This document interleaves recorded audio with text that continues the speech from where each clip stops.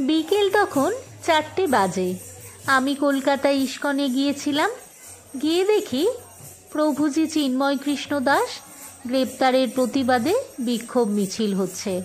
ওনার মুক্তির দাবি চান ভক্তরা।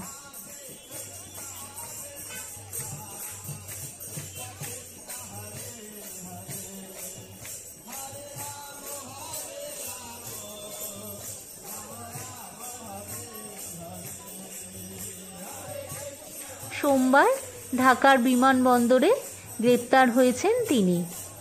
প্রভু চিন্ময় কৃষ্ণ দাস, তিনি বাংলাদেশ ইস্কন সনাতনী সম্প্রদায়ের মুখপাত্র। আমিও চাই তিনি সসম্মানে ফিরে আসুন। হরে কৃষ্ণ, রাধে রাধে।